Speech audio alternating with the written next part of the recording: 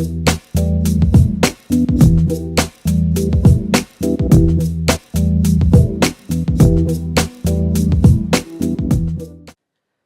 and gentlemen, esteemed guests, picture a mirror. You see a familiar reflection, a polished version of yourself, carefully tailored for the world around you. Your accomplishments, your public persona, and your carefully chosen words. But as we all know, the mirror does not really tell the whole story, do they? They never have. History reminds us of this. On December 1st of 1955 in Alabama, Rosa Parks boarded a bus after a long day of work. To the facade of the world, she looked merely ordinary, just a tired seamstress sitting quietly in her seat. The mirror reflected a serene face, nothing dramatic, nothing remarkable. But inside, her inner compass was wide awake, giving her a sense of direction in handling the issues revolving around systemic racism. Beneath that quiet exterior was an iron resolve, an invisible yet deep conviction that said, enough is enough. The world saw a woman sitting still, refusing to give up her seat, but her hidden strength sent an entire civil rights action into movement. That is the ultimate paradox of the mirror. It shows us the visible face, but what really changes our lives is the implicit part of us that the mirror really can't reflect. And that is what I want to explore with you all today. What the mirror sees and what it misses. My name is Saket, and throughout my journey as a student, a debater, a musician, and yes, even a record-breaking cuber, I've learned that the invisible architect of our lives, the one that shapes who we are now, is not what always others notice, but is what we carry quietly with it. Every triumph, every hesitation, every unexpected act of courage is negotiated in silent conversations with this unseen self. It stores our doubts, our convictions, and the values we seldom quietly, scripting the lives we live in. It's easy to disregard it, to think that what visible matters. The certificates on the wall, the applause of an audience, and the social media post. But time and again, I've learned that the unseen self is the most crucial out of all. The hours of quiet preparation, the private battles and conflicts shape what we think. And it is where the visible world rests. I experienced this power at 13 when I stood before a huge audience attempting to break a Rubik's Cube world record. To the crowd present, it was just a performance, nimble fingers, colorful cubes, a test of speed and dexterity. But inside, it was a combative war, combating my inner voice. It said to me things like, what if you fail? What if that one tiny corner of the cube switches color while you're solving, making you a complete mess in front of everyone? Yes, it really happens. The audience saw fast turns and confident hands, but they never saw the silent battles that I fought every single night when no one was watching. They never saw the anxiousness that I carried into that room. The hours of quiet preparation were completely invisible to the crowd. Yet, they were the reason my hands kept moving to eventually break the record even as doubt tried to freeze them. At that moment, that it wasn't really about a cube or a record itself. It was that I would discover that courage is rarely loud. And then there was my Model United Nations conference where I represented Germany in a heated UNSC debate. My visible self was just another delegate raising a placard, but my unseen self, the part shaped by hours of quiet preparation, flipping through every single research document, the values I uphold about justice and diplomacy, the respect for diverse voices, influenced not only my words, but the conviction behind them. And it was that unseen self, not my outward performance, that ultimately earned respect in the committee room. But let me tell you something that is just as important as all that victory. Failure. I remember this one moment where I was standing on a stage for a music performance.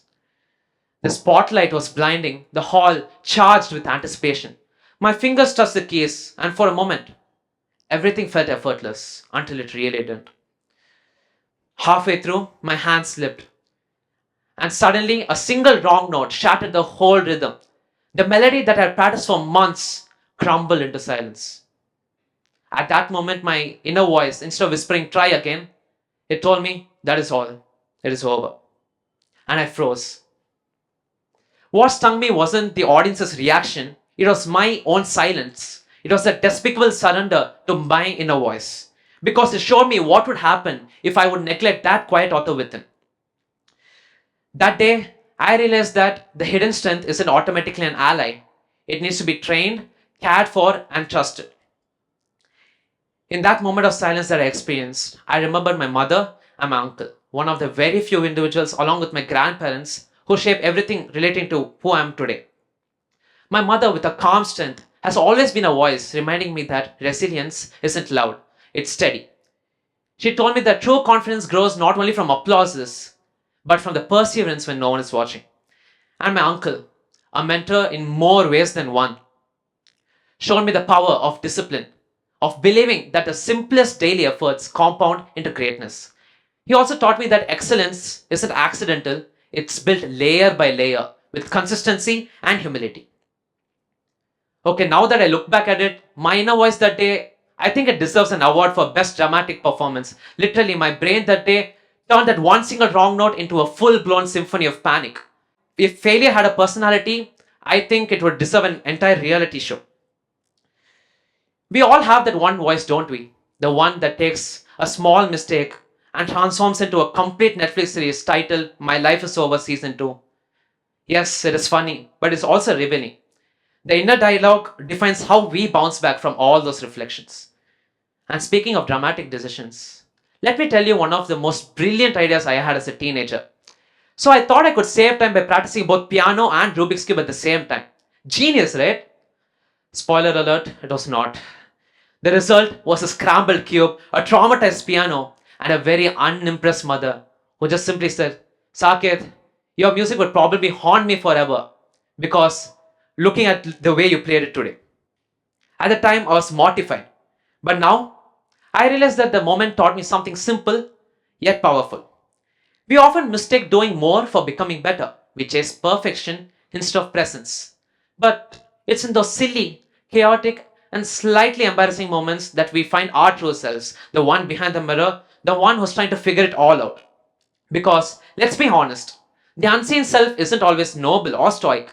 It's clumsy, overconfident, impatient, and sometimes just human. Maybe that's all okay. Maybe what really defines us is not how flawless we are, but it's how we treat that hidden strength when it stumbles. Now, this is where I realized one of the most important pointers that I would need to follow in order to gain that stability to face anything. Imagine your life as a grand cathedral. The aesthetically stained glass windows, the soaring arches, the music echoing inside. That's what the visible world sees. But no cathedral stands without its pillars, holding everything upright. Just like that, our life depends on three invisible pillars: belief, habit, and values. Knock one down, and the whole structure wobbles. Strengthen all three, and you gain the stability to face anything. Belief is the first pillar. It defines the boundaries of what we think is possible. A challenge is never too great until we tell the stories ourselves. Think of the Wright brothers, two brothers known for their remarkable invention in achieving the first sustained and controlled aircraft. In 1903, they stood with a fragile flying machine which was made up of cloth and wood. The visible world laughed. Scientists, engineers, and even newspapers ridiculed them. But it was their unseen and unwavering commitment that reshaped the horizon of history. Belief whispers possibility long before the world nods in agreement. For instance, I have experienced this in my own life. Whenever I stare at a Rubik's Cube or a stack of research paper, belief would whisper whether I would quit or keep going. So let me ask you, what silent stories do you tell yourself? Are they whispers of I can or echoes of I can't? The unseen voice may be quiet, but it is the first spark that lights every action. Now on to the second pillar, which is habit. Achievements, applause, and recognition. They are the visible tips of invisible routines. No one claps when you stay up late to practice. No one cheers when you rewrite the same argument for the fifth time. Yet, it is those private disciplines that shape who you are and determine your success on the public stage. Think of a bamboo tree. For 5 years of planting, nothing seems to happen. It doesn't break the soil. The roots are growing underneath. And then, almost suddenly, it grows up to 90 feet tall. People call it a miraculous growth. But the truth is that the growth was always happening, just unseen. Our own routine functions the same way. Every late night practice, every extra page of study, every small repetition is the hidden scaffolding of achievement. Without it, the branches of visible success would not hold themselves upright. The third pillar is values. Values is the most crucial out of all because beyond those appreciation and applauses, it is your invisible moral framework that defines and determines your quality of life. Let me give you a test. Imagine you're walking down the street and you find a wallet. There's no one to watch you, no cameras, no witnesses. What would you do? At that moment, your decision is not dictated by visibility, it is dictated by those inner values you possess, such as honesty, compassion, and integrity. History is filled with leaders who had charisma, charm, and vision. But without their inner values, they would have all crumbled. Your unseen principles are the compass. They give you a sense of direction in deciding whether your life will feel authentic or hollow. These three pillars, which are belief, habit, and values, work in coordination with each other. Just like a tripod, remove one of its legs and the stability falters. Strengthen all three, and you gain that power that no spotlight, no audience, or no fear can even shake you. Also, we live in a culture obsessed with visibility. We spend hours editing profiles, polishing captions, chasing likes. We invest extraordinary energy in our superficial appearances while we neglect the quiet, unseen self, which determines your success. On social media, we can be all shiny and positive while feeling the emptiest. We can be the most successful while drowning in self doubt. I witnessed this with my own eyes. A very close friend of mine. He seemed perfectly online, smiling in every photo, posting wins every week. He also admitted feeling anxious, unworthy, and even broken. The contrast was painful because it proved that the world could deceive. What we don't see is often far more important than what we scroll through. So let me ask you to pause. Picture a tree in your mind. Its branches are wide, its leaves are lush. That's what the visible world sees. But what keeps it alive, what makes it withstand all those storms, are its invisible roots. Your life is like those roots. It is what anchors you. It is what keeps you standing when the life storms arrive. So reflect for a moment. What are your roots? When that spotlight fades and the crowd disperses, who's the person you meet in the quiet? Do you nurture it, challenge it, and listen to the words of wisdom?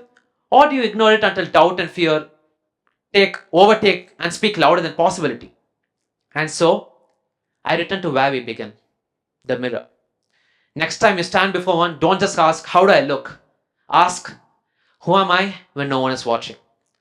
Because that inner reflection is not just a silent shadow, it's the author of your story. It's a quiet voice that can either sabotage you or strengthen you. Dare to meet it, dare to listen to it, dare to shape it. Because when you do, the mirror no longer just shows a reflection, it shows a life rooted in authenticity, guided by values. And maybe, just maybe, when you truly see that unseen self, you see a person staring back at you, never wanted all that applause. It always wanted you to notice them, trust them, and just let them lead. Because the greatest revolutions in our history and in our hearts begin not in front of crowds, but in moments of quiet honesty.